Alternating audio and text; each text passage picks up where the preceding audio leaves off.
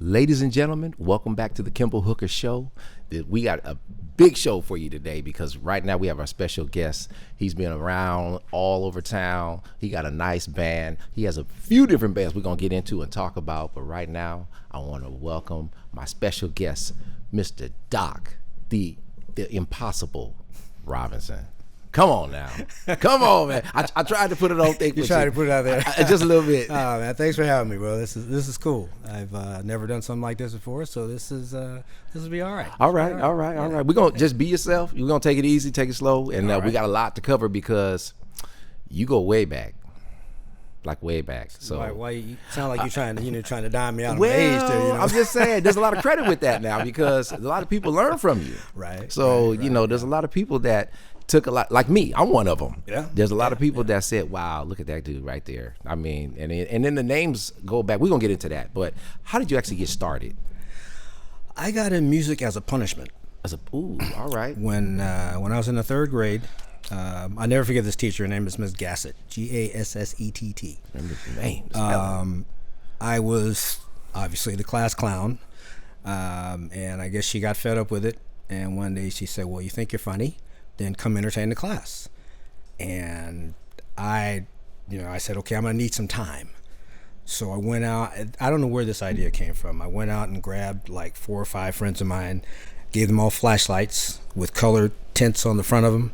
And I went and grabbed a trumpet from the band room, and I pantomimed Louis Armstrong playing Hello, Dolly.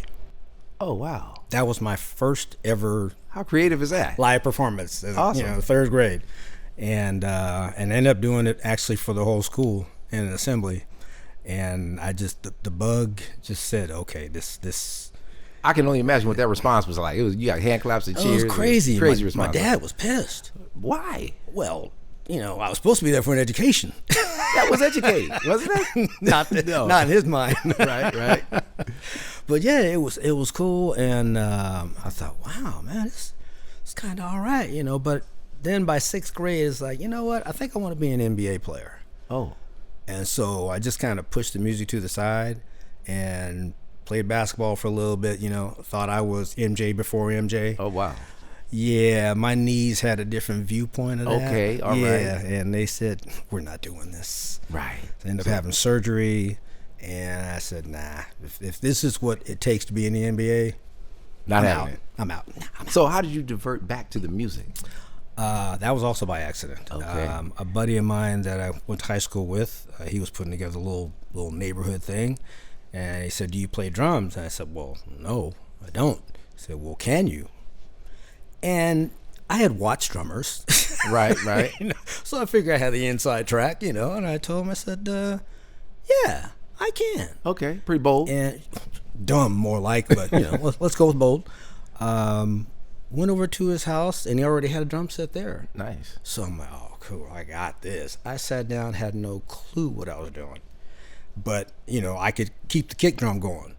And they played their music, and every once in a while I'd hit a cymbal, like, oh, he got skills, And then I went home and told my dad, I got to have a drum set. Christmas came up, I had a drum set. He was supportive, okay. Yeah, very much so. Once I went through my little phases. Right. And then started playing drums.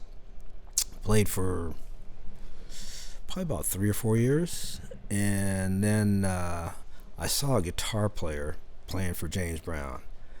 And the sound was so funky. Wow. I said, you know what? And he said, let me guess, you want to play guitar? I'm like, yeah, I want to play guitar. So he got me a guitar. And so I got to that chicken scratching and James Brown thing. How cool is that? And you couldn't tell me I wasn't the best guitar player ever. I know that's right. And then I heard some other guitar players and realized that I wasn't the best guitar player ever. That happens. And I said, you know what? I think I'm going to go back to drums. So I went back to drums, played those for about 3 or 4 years. But every band I was in after that, the lead singer, frontman, whatever you want to call him, was never reliable. And I always knew all the lyrics to all the songs. So I said, you know what? I'll try it. And we had another guy that was also a drummer, but he was playing keyboards. And he said, okay, I'll play drums. And I went up front and I sang. And I was like, hey, man, this is kind of cool. You don't have to carry any equipment. Right. You show up with your mic. It's a good deal. You do your thing, and you're out. Plus, at that point in time in my life, the ladies, Right. always like the lead vocals. Right, right. And Nice little yeah, perk. it was a little perk, yeah. And so, I did the lead vocalist thing, and it just caught on. I started pulling bits of James Brown and Michael Jackson and Wilson Pickett, and I know I'm dating myself here. And the show just kind of came together for me. I kind of created my own style from that, and got the vocals tight, and here I be. That's crazy. The whole time, because we got history, so we've been knowing each other for a minute. And the whole time it's like I'm like, where did this guy start? I'm curious because it's like you play bass, you play all these instruments, drums, sing. You know what I mean? And then you got style and class, right? So you got the whole band looking sharp. Everybody's color coordinated, got steps. And so there's a package, right? It's not just some garage type band, it's like, oh yeah, they're down the street, just pop the garage open and they pop up. Right. No, it's because anybody, there's no disrespect to those who don't go that far in the process, but to me, you can come out there and play your instruments and you can be the baddest player on the planet. But if you're boring, that talent is only going to last so long, and then after a while it's like, okay, that's all you got. So for me it's about, I want a great band, I want the band to look good, and I want the people to see a show. And I figure if I give you all those things and you still don't have a good time, I can't be mad. Right. Because I did my part. You did your part. Right. You just didn't like what we do. Okay, that's cool. That's cool. That's I'm fair. gonna get you eventually though. Right. Now I got that. You know what? So like, there's just a long list of people, man, that I know you played with. Can you, just for the crowd, for people that's listening that might not be familiar with you, who are some of the people that you played with? Oh gosh. You want me to name drop? I mean, come on, name drop. I'll start with one. G-Rock the Great. Yeah. Played with G-Rock. That was a cool experience. That was a great experience. Matter of fact, and we've done a couple of side projects since that whole thing started.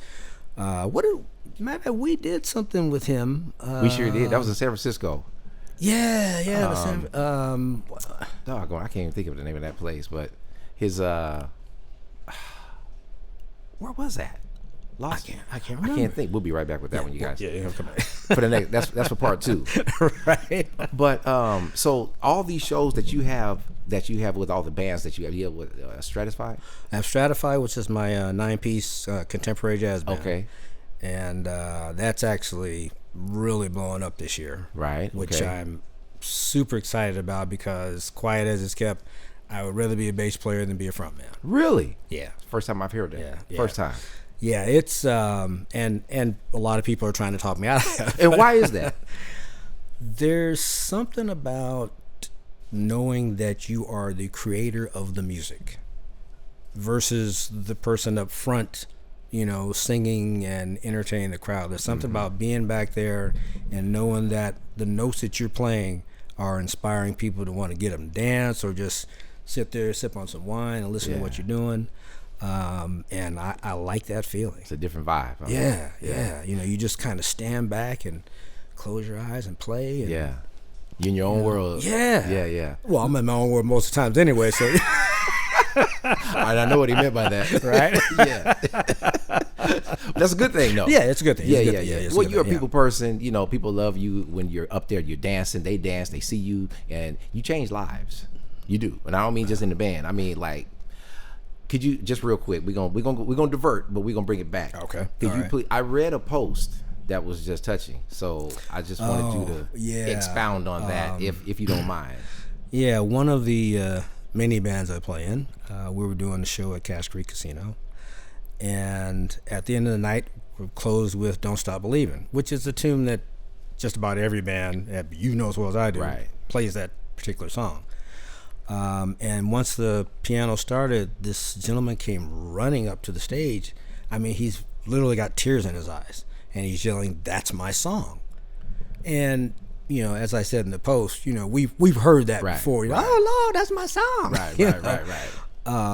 And he stood there and he watched, and the whole time he's just the emotion in his face is just, I was supposed to be looking out in the crowd, but I kept coming back to this guy, So when the show was over, we said our good nights and everything, and he walked over to me and reached up and said, "Hey, can I take a picture with you?" Still, the tears. And, okay, I got to know this guy's story. Right. So I went down there, and we talked a little bit, and like I said, because of the emotion in him, a lot of what he was saying was hard to understand. Mm-hmm. So we took the picture, and then he told me a story. He said, I was diagnosed with MS, and I was in a wheelchair for 10 years. And for that 10 years, that song kept me motivated. Wow, amazing. Kept me wanting to keep up the fight to get better. And, by now, I've got right. lump in the throat, and I'm, trying to keep my composure because I think there's some more he has to tell me. Right. And as we're standing there and I'm, right, trying to keep it in, he says, "I no longer have MS." Oh, wow. And, I've never heard anybody have MS and no longer have it. Right. So it kind of like, it froze me for a minute. And I said, "What?" And he says, "I no longer have MS. I am free of MS." And that's amazing. Yeah, at that point, I hugged him, and I had to go because I knew the waterworks were coming. Right. It's like, no, you got to back off and go hide someplace, But it was just knowing that we played a song that touched him so much that not only did he want to come up and share his story, but he wanted to thank us for just giving him that moment, and those kind of things. You just, musicians, we go out there, we do our thing, and we think, okay, we've done our show, we got a couple of happy faces out there, it's all good. But there's always that 1, 2, or 3 people that we don't even know about, because not everybody's going to run up to the stage and say, "Hey, that's my song." Right. But you've always got those few people who you played a song for. It took it back to, maybe their first child, their first grandchild, when they got married, some cases when they got divorced. Right. That happens. Right. But that's why we do what we do. Right. And if you're in it for the money, you're in it for the wrong reason. Wrong. Because you ain't completely making wrong. no money. You ain't making no money. Okay. But if you're in it because, number one, you love the art, right, and to me it is an art, then you'll do good things, right, such as yourself. Appreciate it. Appreciate it. I mean, you're out there making things happen.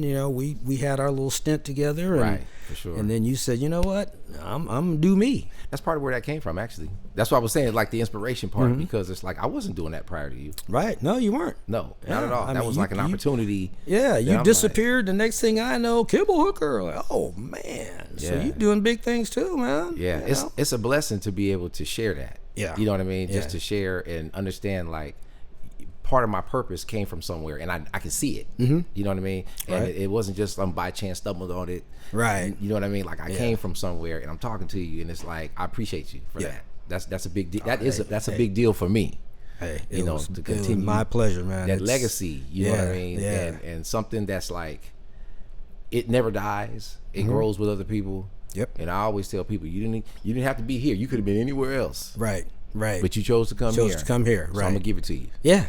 Yeah, and that's the other part of being a musician that I think kind of gets lost. Is everybody's so focused on, I got to make money, right? But wrong focus. They forget that your purpose as a musician is to go out there and give 110%. Right. And if you don't do that, not only are you cheating the audience, you're cheating yourself. Right. That's true. Facts. That is, it's, as I said in my post, what we do is a gift from God. Right. There are a lot of people that will go, they'll shed, and you and I do the same thing. Right, we got a rehearsal thing going on, what have you.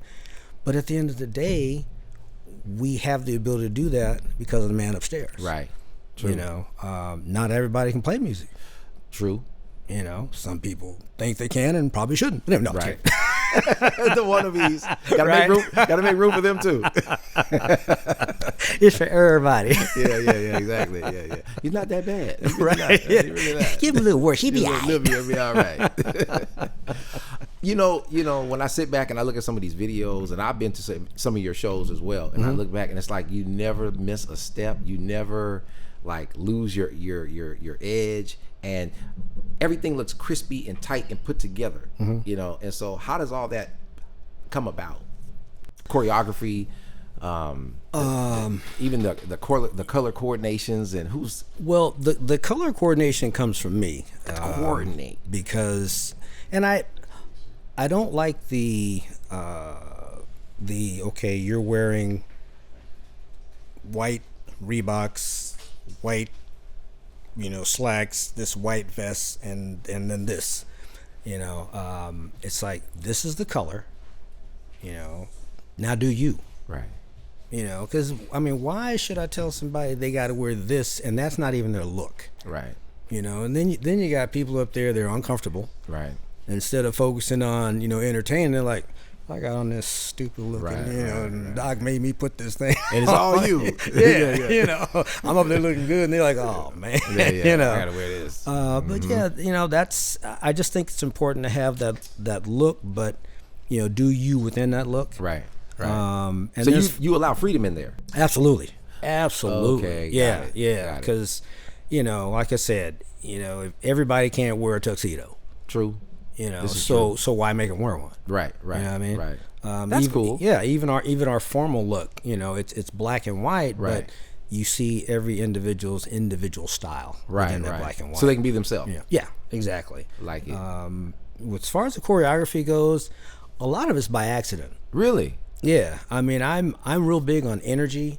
Like if somebody's taking a solo, I want the whole band focused on that individual. Got it. So that they feel that energy. If you watch my bands, when somebody taking a solo, we turn towards that person and we groove with that person. Right. And that's Focus just on them. Yeah, and that's just sending them that energy.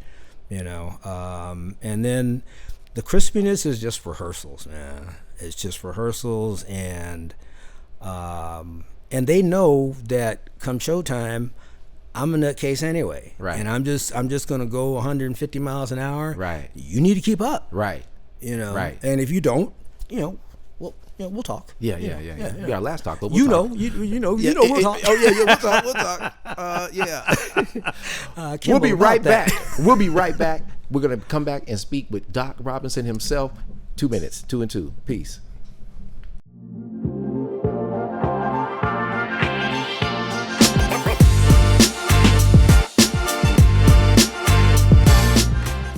Thank you to the City of Montessorino for their continued support of KCAT Public Media. The City of Montessorino has enabled KCAT to inspire, educate, entertain, and inform our community through the magic of television and digital media for over 38 years. Thank you.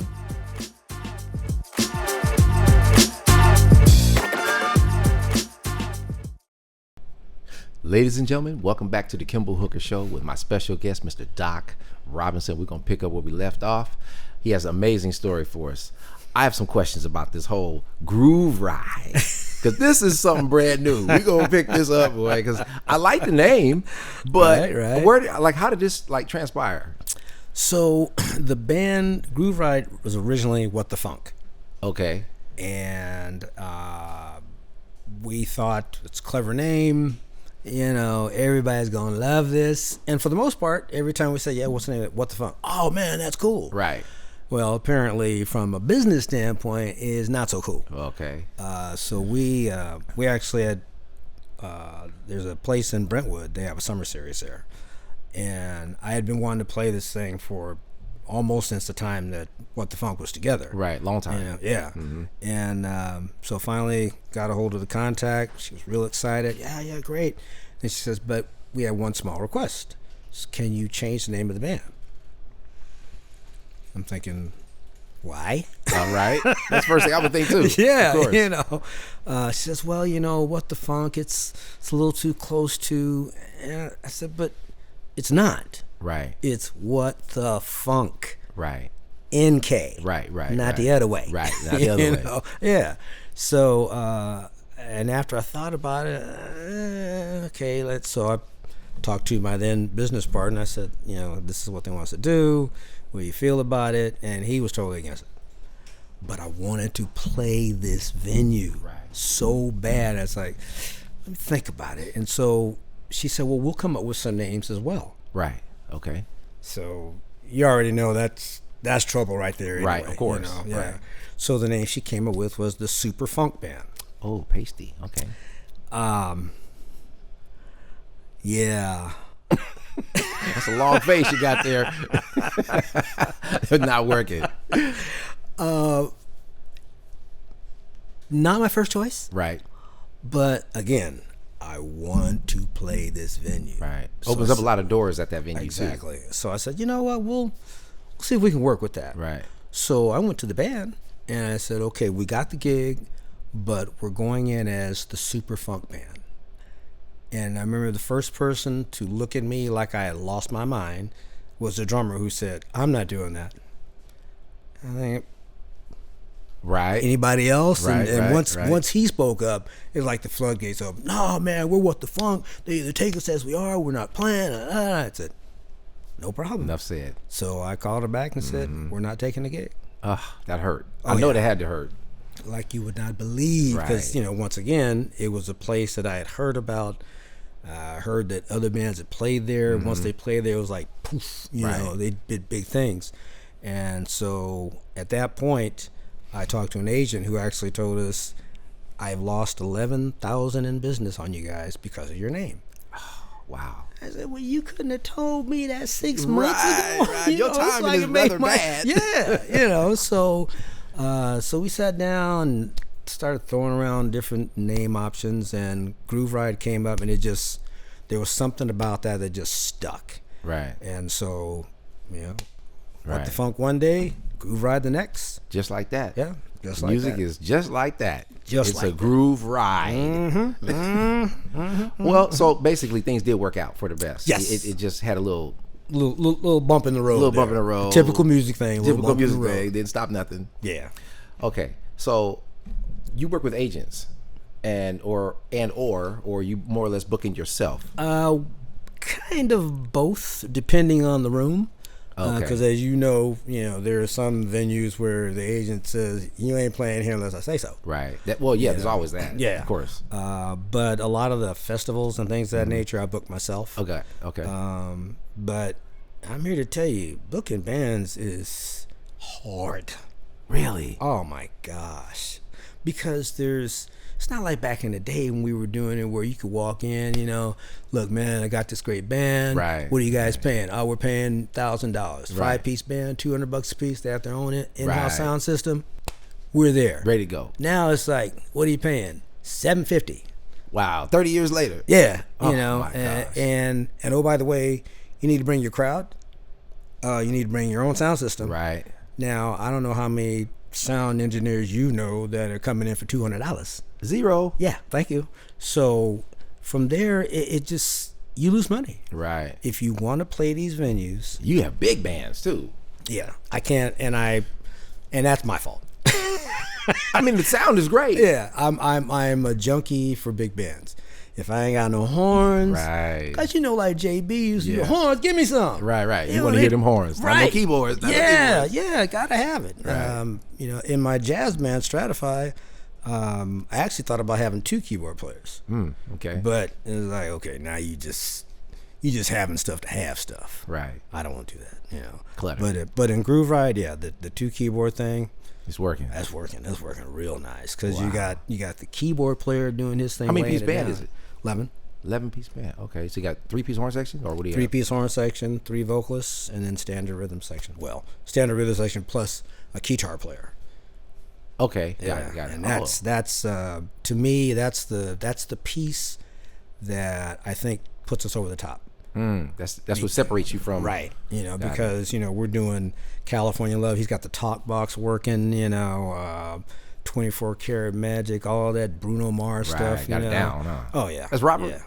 Yeah. Robert Benz. Love. Yeah. Shout out to Robert. Love Robert. Yep. Yes, sir. He's and he's also our musical director. Right. You know, Indeed. and so it's it's just, and that was his idea, Right. You know, the two Right. keyboard players, which at first I thought, well, that don't make no sense. Y'all gonna be playing the same thing. He's like, no, trust me, it'll work. Right. And then he came in with this guitar, which I'd never seen before. Right. So he started doing his thing, and then the keyboard player was doing their thing. Like, oh, Yeah, it's the Teddy Riley thing. You know, you yeah, see the guy, remember that back in now the day? I get it Yeah, now. Yeah. So, yeah, that's cool. You know, because when we do like the Earth, Wind, and Fire stuff, you know, you got the strings in the background. Right. We have that. Right. You know, without actually having Right. a string section. You're like looking around for it because you're like, yeah, I know they're around here somewhere. Yeah. Like, no, right Yeah, there. yeah, right you know? there. Yeah. Yeah. So it's cool. It's Yeah, cool. those I are like it a lot. patches. Yeah. Yeah. Yeah. That's crazy. And he's a wizard with those patches. Right. You know, I mean, we go from one song to the next song. We don't like to leave a whole lot of space. Right.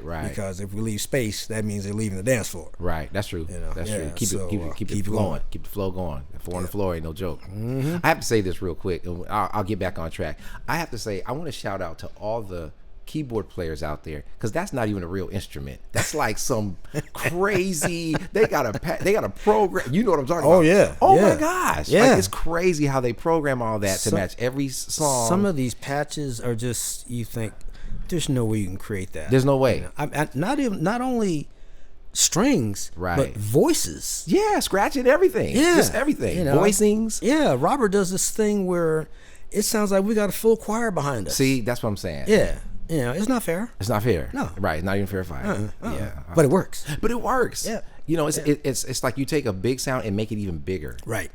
Yeah. And I'm big sound You all makes for me it. happy. Yeah, and I know you all for it. Oh yeah, that's good and bad. Why is that? It's bad because it makes it difficult for you to play certain places Because because you're too big. I've never heard of this. Yeah, Expound, please. Because some rooms, will maximum 5 pieces. Okay. You know, or they'll say, well, can you break down to 5 pieces? Well, if I break down to 5 pieces, I'm not Groove Ride. I'm a Right. 5-piece band. Oh, got it. Okay. You know, same thing with Stratify. Well, can you break down to trio? Well, that's not Stratify. Right. Stratify is a 9-piece contemporary jazz band. Right. Okay. You Understand. know, so it's but I'm sorry, I'm not. Reverse engineering. It just in my yeah. head, I had to think about that. Yeah, but I'm not doing it. Right. I am not gonna break my band down because I created it the way it is Right. for a reason. For a reason. Yeah. So you don't really compromise too much on sound, and you don't take Stratify and try to do like big band music with that. No, No, no, you don't. We could. Yeah, of course. Talent. I mean, you guys are talented, of course. But no. Yeah. I'm more, and that's kind of like the emphasis of what I did with Stratify is, smooth jazz had that whole, all right, let me go take a nap Oh, kind of vibe sleepy. to it. Yeah, and we were originally called Stratify Smooth Jazz, Okay. and I knew that name was not happening. Mm-hmm. And so then we just became Stratify, but we still had that we're a smooth jazz band. Right. Okay. And so I pulled that out and I said we are a contemporary funk jazz band. Okay. And what that did was it took away that whole I'm coming in and listening to my grandpa's Right. Right. Nobody has tired, time for that. take a Yeah. nap kind of thing, right? Right. So when you come to a Stratify show, you're gonna get your dance on. Right. You know, Right. It's or- not old or school you jazz. can- It's not no, old school jazz. not Yeah. even close. Not even close. Yeah. Or you can sit back and sip on some wine. Right. Whatever your favorite drink happens to be. Right. Okay. All right. Like, so you take them on a little journey. Yeah, absolutely. You got a little. You'll hear Billie Jean. You'll hear Play That Funky Music, White Boy. Right. But it's instrumental, funky jazz. So there's no vocals. I have a vocalist, and I also do some singing, but my primary thing is playing bass. Mm-hmm. But what we do is, you gotta. Nobody wants an all instrumental band. Not today. No, you gotta do a little something for everybody. For everybody. Yeah. So the female vocalist we have, she's got about 4 or 5 tunes that she sings. Mm-hmm. I've got 2 that I sing. The drummer actually sings a couple because from our originals. Mm-hmm. But you guys have original songs too? Mhm. Oh, nice. I like Yeah, that. yeah, yeah, Are you yeah, guys yeah. going to release anything? Actually, we released a CD. Gosh, it's been about 5 years ago now. 5 years? Yeah, a long time ago. Right. Called Smooth Your Mood, Funk Your Groove. Smooth Your Mood, Funky Groove. All right. And that some of the hits on there are Should I Go, Should I Stay, which is kind of a Latin Sade kind of feel to it. And then the one that I really like the most because it's just the funkiest is a tune called Switch the Groove. Okay. Which a lot of people think is about a woman. Mm-hmm. It's actually about the California fires. Really? Yeah. Oh, wow. Yeah. Straight just like split. Different concept. Right. Yeah. Yeah, because part of the lyrics is woke up Sunday morning, everything was cool. Something funny about the sky. It was orange and I don't know why. That's talking about the California fires. Sound like 1999. Yeah, there you go. A little bit, I'm just saying. Yeah. Just coming up with stuff. Yeah, right. That's part 2. Right, yeah. We'll be back to you on that one. Right. Okay. So, so where can you guys be found as far as like your website or we have social media? Or we have a website. We've got a Facebook page. Can I say what? Yeah, absolutely. Oh, okay. Go for it. So with Groove Ride, it's www.grooverideband.com. Okay. And for Stratify, real simple, www.stratifyband.com. I'm real original in my naming. Right, I was going to say, can you mix it up a little more? It stepped out, And then we have Facebook page and IG. Again, I'm not there yet. Not man. into the thing. I should be, but it's too much work. IG is too much? All of it's too much work. But that's where you get paid. That's where the money is. Advertisement. But and I've been told, look, man, you gotta ramp up TikTok, your social media. IG, I can't. Really? I can't. It's just something wrong about it, Is it wrong or is it too much? Okay. That's a great answer. It's yeah, all right. No, I mean, I know that I need to increase our social media presence. I've been told that by everybody.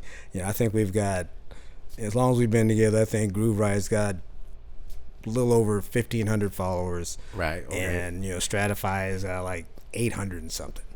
And compared to some of the other bands, that's sad. And I know that's what you wanted to say. I saw your face forming up to say that's sad. I see that. Okay, so I see your online presence big in terms of where you play, how often you play, and it's like you guys are kind of like the opposite, where you're busy more than the numbers. Right. Exactly. Which is kind of different. Yeah. Most people have a lot of numbers, and they're not that busy. Yeah, and they're not that busy. Right. And see, so I'm just about, look, if you want to know about us, come see us. Yeah. Don't go look for us on Facebook, because that's, come to the show. Yeah, come to the show and get all the stuff. Right. You know what I mean? Right. I got you. Yeah, because you watch a video, it's like, that's cool. Yeah. But if you come to the show, you can be like, oh, right. I didn't know they had all that. Right. Didn't know. Yeah. So that's. But yeah, I promise I'll get better on that. The only reason why I say that is because ramping up is always, I would say, necessary. Being able to take your wherever you are, and then the contacts come, and you can select where you want to go. Right. You don't have to do every gig that comes to you. True. Very true. Sometimes it's a fit, sometimes it's not. Yeah. But it's better to have opportunities, and then you put you more in control of. I'm good on that. We're not doing that. But that, yeah, I like that. Yeah, I like that. Right. Yeah. So I just say that. I mean, obviously it's your thing, but with that social media presence, it's just like that's kind of where we are. Yeah, and I hate that we're there. YouTube, but I know, I got to go there in order to. But see, then again, Here we go. That's Doc. Here we go. I also look at the fact that I don't want to be. Some people are going to find this hard to believe. I don't want to be working every weekend. Oh, got it. Okay. And my wife's in the audience. I know she's saying, "You a lie." No. But it's just with Groove Ride and Stratify. The thing is, we work from April 1st to December. Okay. And then those first 3 or 4 months of the year, it's just like we're putting together new shows. So no New Year's? Yeah. Haven't had one yet. If you can get a brother. Is that intentional? No. Oh, got it. Okay. So the first 3 months kind of dry. Yeah. And then after April, it kind of picks up and goes into the rest. Right. Okay, got it. And it's by design that we don't play the first 3 months because I want to put together a new show. I do not like for repeat audience to see the same show. That brings me to another question. So your set list changes. Yes. For each group, Yes. you guys rehearse Yes. regular, Yes. and so you guys go. Who picks the set list Me. based on? How I'm feeling. That's Doc. Don't none of this surprise me. But guess what? You get the groove right of your life. Right. Yeah. It's our thing is we play the best dance music from the 70s to today. Okay. That's our thing. And so I go through and I try to pick out the good stuff, but the stuff that not everybody is playing. Okay. We do a Commodore Heatwave tribute. Okay. If you will. All right. That's a great concept. Yeah, and we do Slippery When It's Wet. Mm-hmm. Oh, nice. Okay. Of course, you got to do Groove Line. We do Boogie Nights, but very few bands will do Slippery When It's Wet. Right. That's true. We do the Gap Band stuff early in the morning. Cameo. Burn Rubber. Haven't got to Cameo yet. I don't Really. I love Cameo, but I don't think the makeup of this band Is that. Because Cameo, those some wild boys. Okay? Right. Absolutely. So you got to be able to kind of Shout out to Larry Blackman. Yeah, right. Yeah, and You gotta be able to carry that. Yeah, we're more of a combination of maybe like Chic Okay. and Earth, Wind and Fire. Okay. So that's still smooth. Right. Still on the that's strong R&B. Yeah, because we're not the red thingamajiggy. Yeah. That's not happening. Yeah, nothing that can. No. I couldn't even pull that off. No. You know what I'm saying? No. Put it on. Although I did pull off some hammer pants back in the day. Oh, the parachute pants. Yeah. Oh, okay. Yeah. When I was with the band called Double Front Crunch. Double Front Crunch. I remember that band. Taking you back. Yeah, way back. Goodness. Yeah. Okay. Yeah. Those were those were some good old days right there. Yeah. Mm-hmm. We did some pretty wild stuff. We wore the what was that? The Matrix. Right. We wore the long Matrix robes. Right. And back then, boy had some nice arms. Right. Can't say that today. And so we used to come out with this Matrix robe on, and we pull the things off, and I got the hammer pants and the vest, and I'm out there doing my sweating. Yeah. Oh my goodness, you bring me way back on that one. Oh yeah, man. Yeah. But it was fun, and that was, if it's fun for me, I'll do it. Right. When this stops being fun, you will not see me again. Right. Because that's why I do. So you're not doing it just to do it. Just no. It's fun. And quite frankly, it's who I am. Right. Fits your personality too. Yeah, I did 30 years in the military, and people say, "Oh, you're a military man." No. Right. No, I'm in the military. Right. But no, I was always a musician. Even when I was in the military. They'd be like, "Well, you've got a drill this weekend." I'm not gonna be able to make that. I got a show, and every once in a while they'd be like, "Guess what? You're going to be there." Roger that, sir. Aye, Captain. Yeah, Doc. In closing, what would you like to leave your fans with? Come see a Groove Ride show. If you want to be seriously entertained, if you want to have the fun time of your life, if you want to dance until your feet fall off, you have got to come see Groove Ride. I know you want your feet, so I'm just saying. Right. Ladies and gentlemen, Mr. Doc Robinson. You guys go check him out. Where can you be found again? We can be found on our website, www.grooverideband.com. All right. Come see us. Not on IG. Anyway. Had to end on something good. I'm Kimball Hooker, Doc Robinson. Thank you guys for tuning in. See you next time.